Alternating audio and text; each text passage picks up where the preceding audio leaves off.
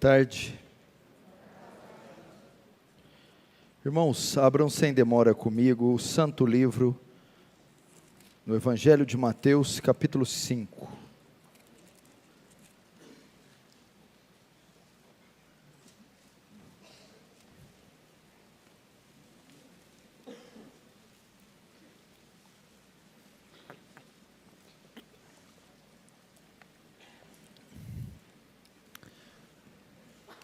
Mateus capítulo 5. Quero dizer para vocês, mais uma vez, que é uma honra e um privilégio estar aqui com vocês. Agradecer e louvar a Deus por estarmos aqui em pleno domingo, cidade de São Paulo, às 16h, realizando um culto. Isso é maravilhoso, nós termos essas opções de culto, opções para louvar, adorar a Deus e aprender a sua santa palavra. Estarei ministrando essa palavra no término do culto. Vai ter uma classe de escola dominical, que eu vou estar dando aula aqui, então, após esse culto, também, uma aula na escola dominical. Após isso, eu estarei aqui embaixo. Eu trouxe uns livros, como eu sempre faço, e vou estar ali, se alguém quiser comprar, quiser que eu assine. E o conteúdo deste livro é o que eu vou pregar agora. O tema da minha mensagem é o mesmo tema deste livro que eu escrevi, o perfil do verdadeiro cristão. Mateus 5, verso 1 diz assim: vendo Jesus as multidões, subiu ao monte, como se assentasse, aproximaram-se os seus discípulos, e ele passou a ensiná-los, dizendo: bem-aventurados os humildes de espírito, porque deles é o reino dos céus. Bem-aventurados os que choram, porque serão consolados. Bem-aventurados os mansos, porque herdarão a terra. Bem-aventurados os que têm fome e sede de justiça, porque serão fartos. Bem-aventurados os misericordiosos, porque alcançarão misericórdia. Bem-aventurados os limpos de coração, porque verão a Deus. Bem-aventurados os pacificadores, porque serão chamados filhos de Deus. Bem-aventurados os perseguidos por causa da justiça, porque deles é o reino dos céus. Bem-aventurados sois quando por minha causa vos injuriarem, vos perseguirem, mentindo, disserem todo mal contra vós. Regozijai-vos e exultai, porque é grande o vosso galardão nos céus, pois assim perseguiram os profetas que vieram antes de vós. Deixa aberto aí, não feche, feche apenas os olhos.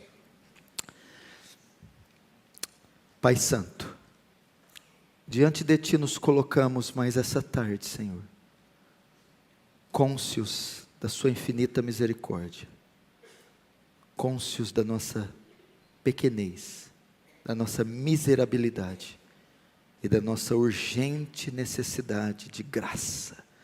Senhor, não deixa ser só mais um culto, uma programação, que haja demonstração de poder e do Espírito Santo, de modo que almas sejam salvas, santificadas, edificadas, que tenham uma noção muito maior da sua grandeza e do seu amor, e do que foi feito no alto daquele madeiro. Que o Teu reino avance, Senhor, que o Senhor receba glória para si, e nos conforme a imagem do Seu Filho, em nome de Jesus, amém. Irmãos, vai ser uma mensagem rápida, apenas de 30 minutos, e eu gostaria que você prestasse atenção, vou resumir aqui o máximo, para que nós possamos dar andamento no culto. As bem-aventuranças, talvez você leu porque é um dos textos mais conhecidos de toda a Escritura, as beatitudes, as bem-aventuranças, mas talvez muitos de vocês não saibam o que significa estas bem-aventuranças. Bom, Jesus está aqui, sobe em um monte, ele vai pronunciar aquele que vai ser o seu maior discurso, a sua maior pregação, o Sermão do Monte. O Sermão do Monte é a constituição do reino, o programa de governo do reino. O reino de Deus havia chegado, junto com o reino, o rei, Jesus. E agora vem a lei do reino, a constituição do reino. E eu vou falar mais sobre isso na escola dominical daqui a pouco. E ele inicia o Sermão do Monte com as bem-aventuranças. O que são as bem-aventuranças? Uns capítulos atrás, ele anuncia que o reino de Deus é chegado. João Batista começa a pregar: arrependei-vos, porque o reino de Deus é chegado. Para ingressar no reino, eu tenho que passar pelo arrependimento, palavra grega metanoia. Então todos que se arrependem, passam por metanoia, ingressam neste reino, que não é físico, não é natural. Agora, como eu faço para saber se eu sou cidadão deste reino? Súdito desse reino? Se de fato eu ingressei nesse reino? Você vai me dizer: é porque eu congrego na Presbiteriana de Pinheiros. Não. Eu sou cidadão do reino porque eu desci as águas. Ou eu porque eu fiz a minha profissão de fé. Não. É porque eu tenho dons. Falo até em línguas estranhas. Mas muito estranha. Você precisa ver. Não. Qual é a evidência que você integrou no reino? É que você passou por metanoia. Metanoia excede e transcende a religião, a liturgia, os votos. É uma obra sobrenatural, ok? Então essa é uma evidência. Agora, como eu sei que eu passei por metanoia?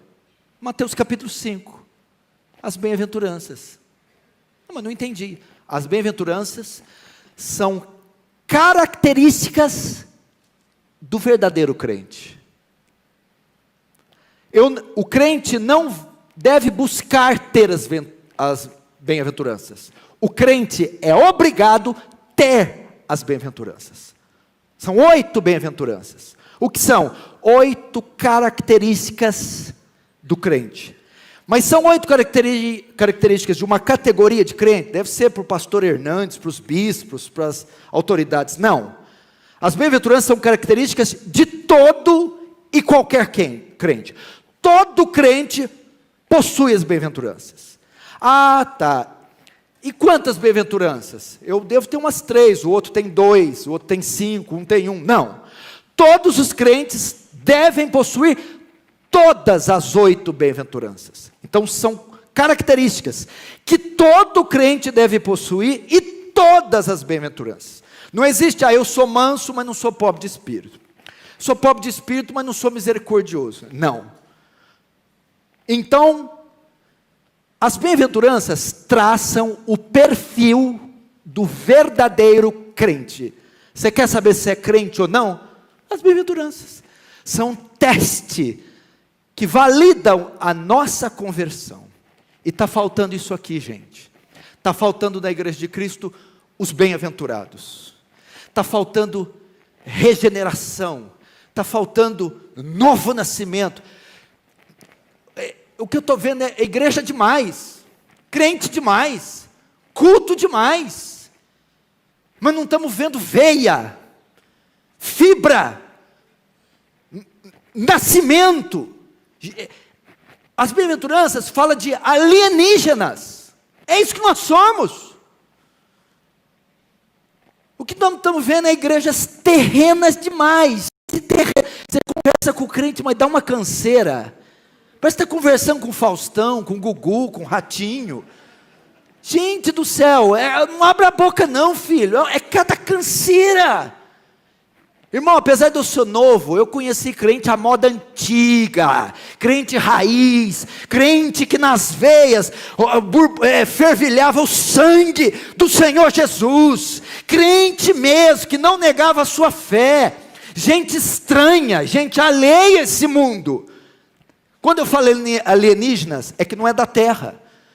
Quando Jesus fala para Nicodemos, é necessário nascer de novo, ele usa a palavra grega, genes anoten, nascido do alto. Em 1 Pedro 3 diz que é nascido uma nova natureza, uma natureza regenerada. Então, seja, Pedro fala da nova natureza e João fala da origem. Pedro fala anagenesis, nova criatura. João fala genes anoten, nascido do alto. Ou seja, temos uma nova natureza que não vem da terra, vem do alto. Agora, como eu sei que eu recebi essa natureza? Primeiro, bem-aventurados os humildes ou pobres de espírito, porque deles é o reino de Deus. Primeira característica do salvo, do verdadeiro, do crente raiz, do crente, porque tem o crente e o crente. Crente está em extinção. Primeira característica, ele é pobre de espírito. O que é isso? Eu não vou ter muito tempo, mas eu vou resumir neste hino. Nada trago em minhas mãos, só em tua cruz me apego. É aquele que não confia nas suas obras, nem nos seus méritos, para ser salvo. É aquele, a palavra pobre no grego aqui, é miserável, é pobre. É aquele que não tem nada. Porque existe o pobre, não tem luxo, não tem conforto, mas vive.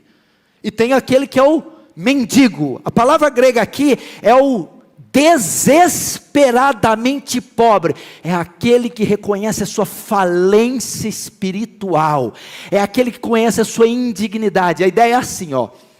Você perguntar para um muçulmano: por que você é salvo? Por que você é aceito por Alá? Porque eu observo o Corão, sigo as suas tradições e faço todas aquelas aberrações lá. Ok? Pergunta para o católico: por que eu faço as procissões, vou às missas e faço os ritos? Ok. Pergunta para o espírita: porque a reencarnação. Você perguntar para um crente: e você? Por que você é salvo? Bom, sou um pecador, não mereço ir para o céu, não sou digno, e tudo que eu faço é trapo de imundícia.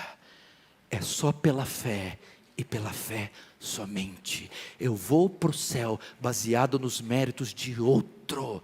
Nada trago em minhas mãos. É o publicano e o pecador batendo no peito: tem compaixão de mim, pecador. É aquele que não é arrogante.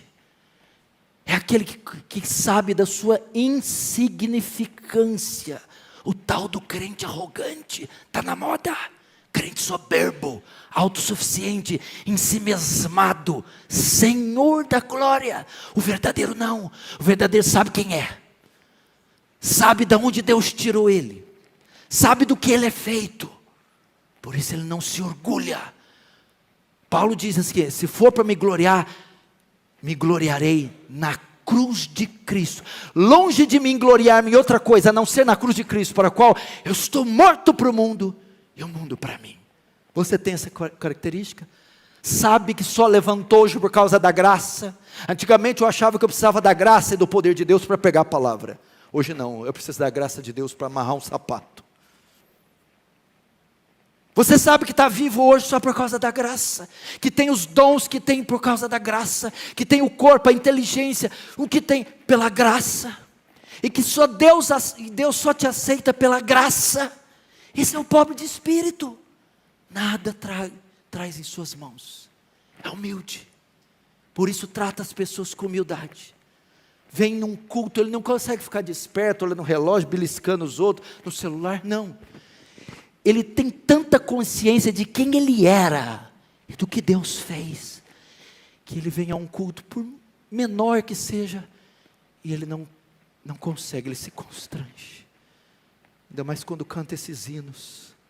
Ao contemplar a gloriosa cruz, onde feriram o rei dos judeus, começa a derramar as lágrimas, porque ele sabe que aquelas feridas foram por nossa causa. Primeira característica. Segunda, bem-aventurados os que choram, porque serão consolados. Segunda característica, ele chora. Aí você fala: então pastor, eu sou crente, eu não posso ver uma cena de novela que eu choro. É um chororô lá em casa, é tudo crente. Não, querido, eu não estou falando de ser pamonha. Esse chora aqui, primeiro, chora pelo quê? Não é pela novela não, meu bem. Aqui a segunda característica do crente, ele é quebrantado. Agora ele chora por quê? Por duas coisas: pelo pecado dividido em duas áreas. Primeiro, ele chora pelo seu pecado. É isso que quer dizer, quebrantado, quando ele se depara com o seu estado miserável, quando ele falha. A segunda característica é que o crente é sensível ao seu pecado. Gente, nós estamos perdendo isso. Qual a última vez que você chorou pelo seu pecado? Ah, pastor, mas sabe como é que é?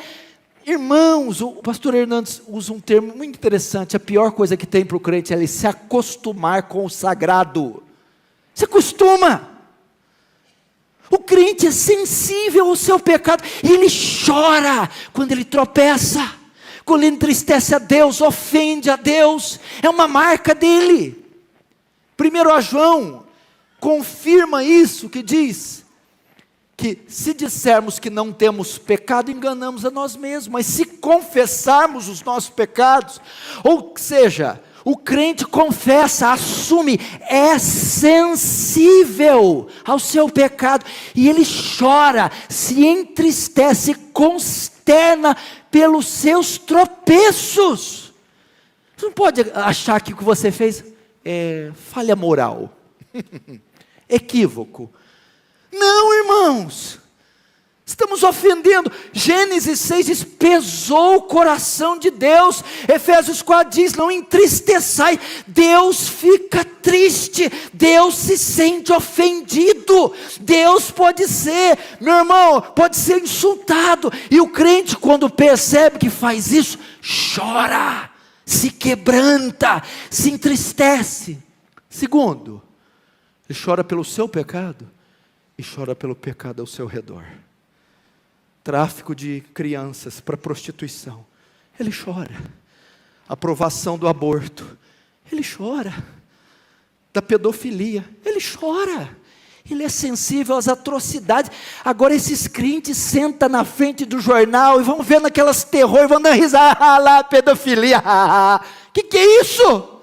Ah lá, caiu uma bomba matando não sei o que, que isso?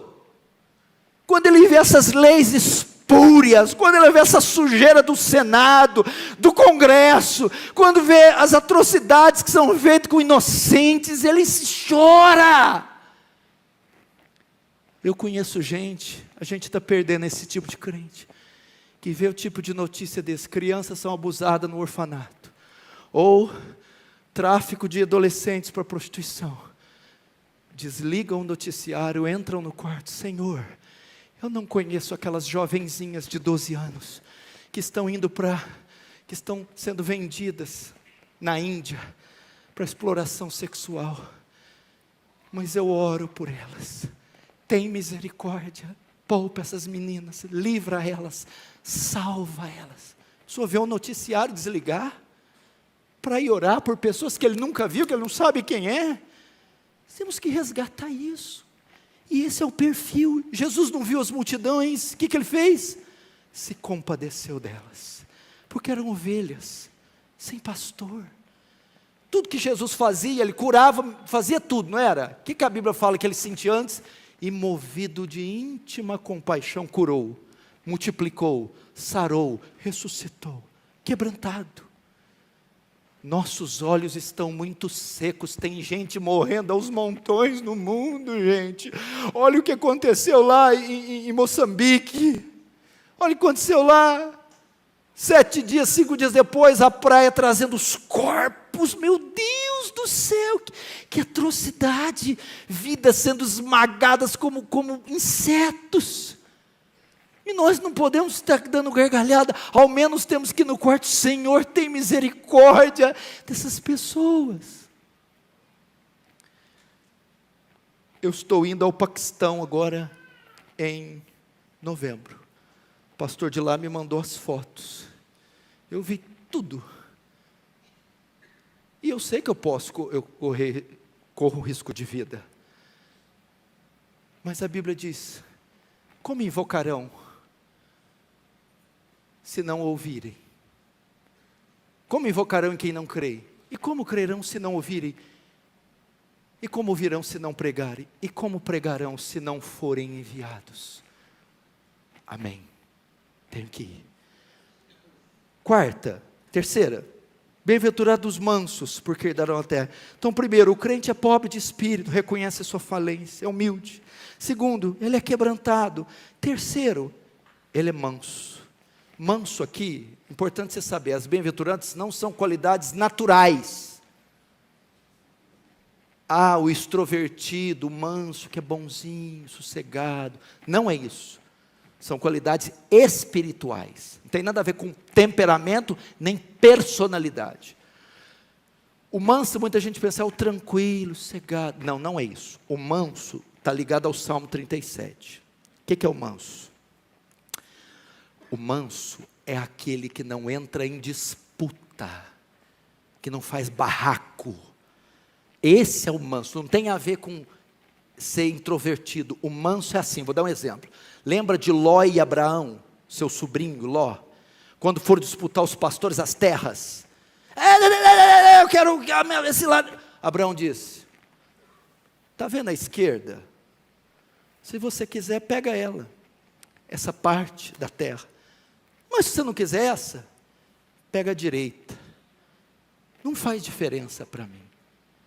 O manso Abraão não entrou em disputa, não vamos brigar por causa disso não. Fica com a parte que você quiser.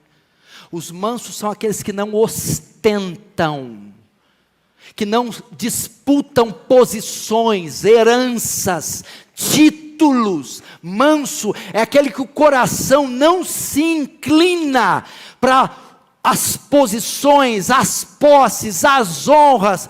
Não, se é para evitar contenda, leva para você, eu não quero. Agora o que acontece? Crente que entra em disputa, essa herança é minha, sai daí, sai na mão. Crente que entra em disputa de cargo, ó, pastor Ival está doente, eu vou assumir. Não, eu que vou assumir, saia meu. Não existe isso.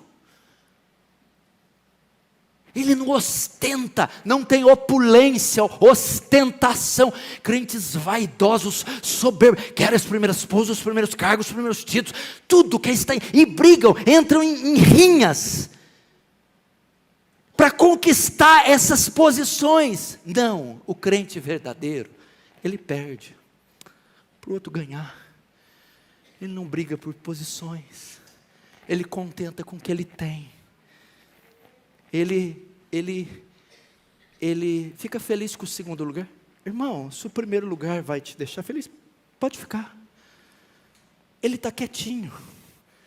Ele é igual Jesus. Não diga a ninguém quem te fez isso. Jesus não quer popularidade. Jesus tirou muitos enfermos da multidão para curá-los fora da cidade. Por quê? Porque Jesus era manso.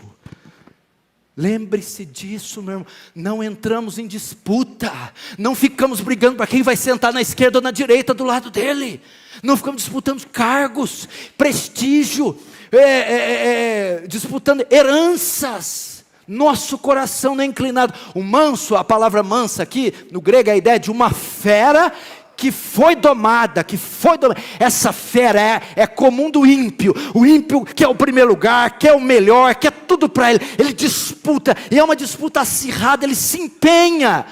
O justo não, ele teve esse coração, essa fera dominada, domada, domínio próprio, autodomínio, domínio das suas faculdades, das suas inclinações.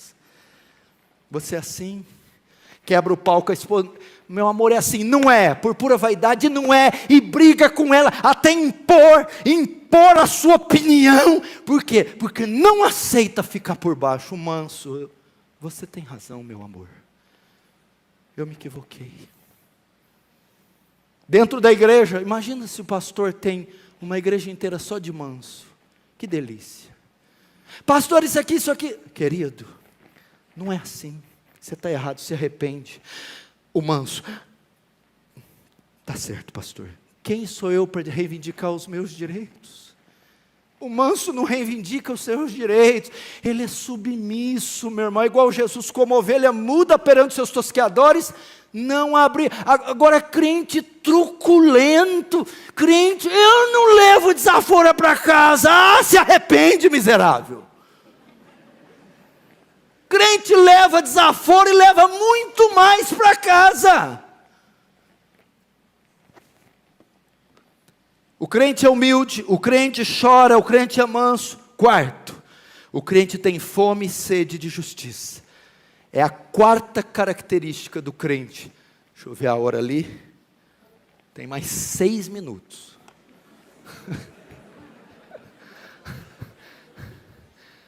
Lloyd Jones não gostava nunca de fazer nada ao vivo, porque ele falou, e se o Espírito mover em mim? Como é que faz?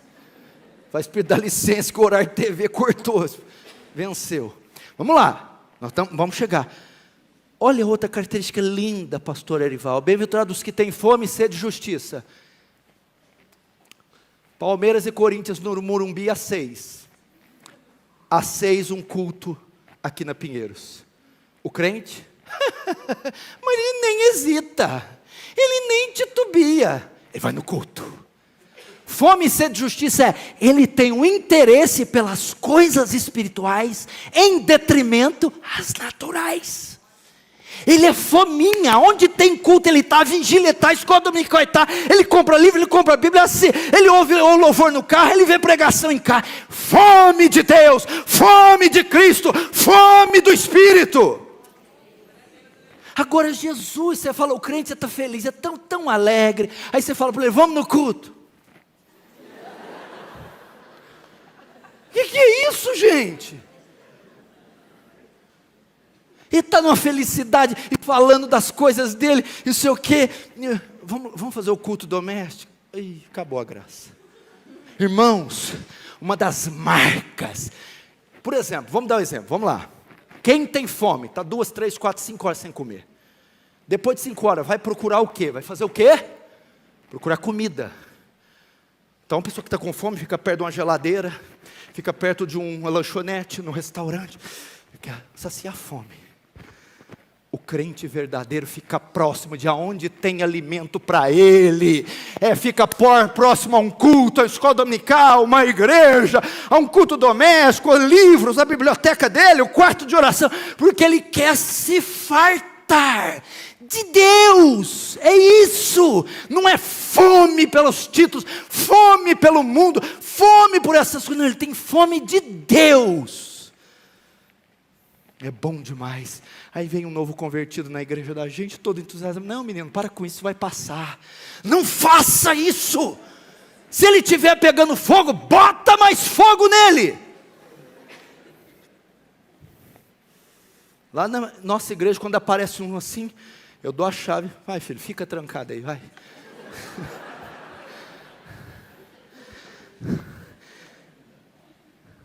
Sexto, bem-aventurados os misericordiosos, porque alcançarão misericórdia. Sexta bem-aventurança. O crente é misericordioso. O que é misericordioso? Que usa de misericórdia. Pecaram com ele uma vez, pecaram com ele 2, pecaram com ele 3, pecaram com ele 10.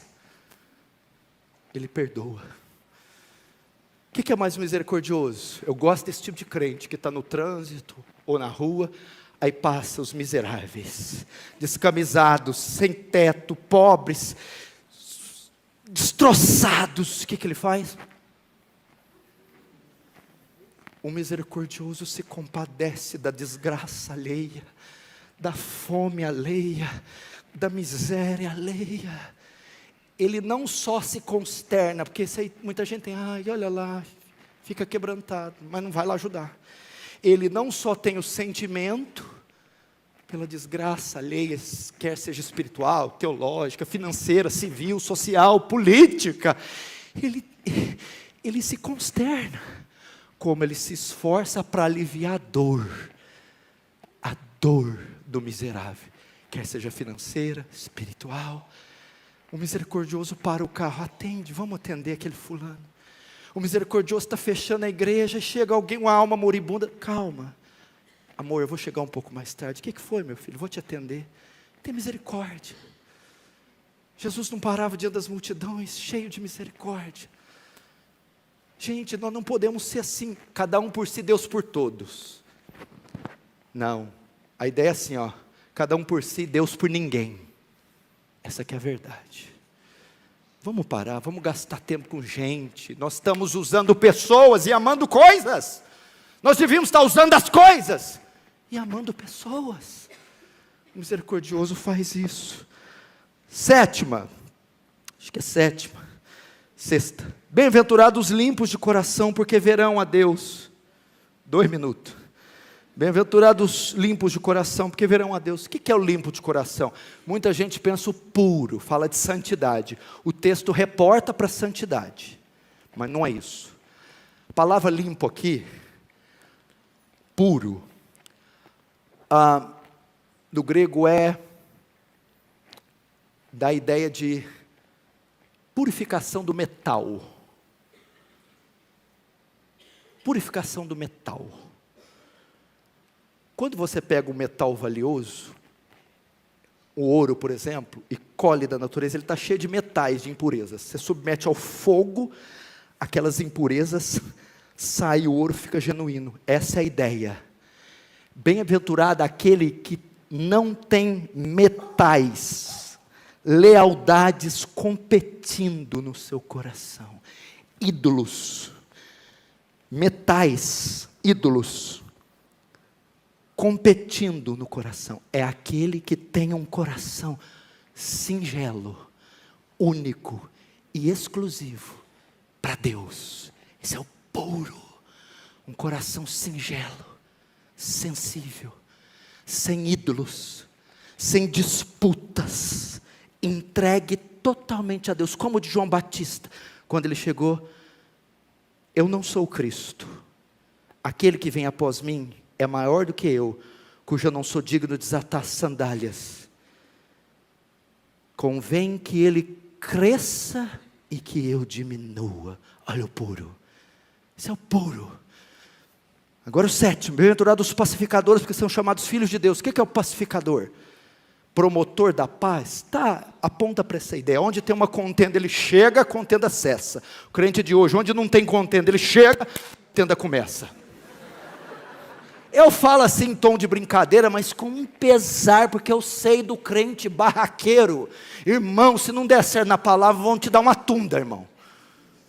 Vocês não conhecem esse termo aqui, tunda? Surra, irmão. Não, a ideia do pacificador é assim, ó. Justificado, pois pela fé temos paz para com Deus. Ele se reconciliou com Deus, mediante a cruz de Cristo, paz. E agora, pacificador, ele pega outros que estão em inimizade contra Deus e os reconcilia. Esse é o pacificador, que pega os pecadores que são inimigos, estão em briga com Deus, e mediante a pregação do Evangelho, os reconcilia.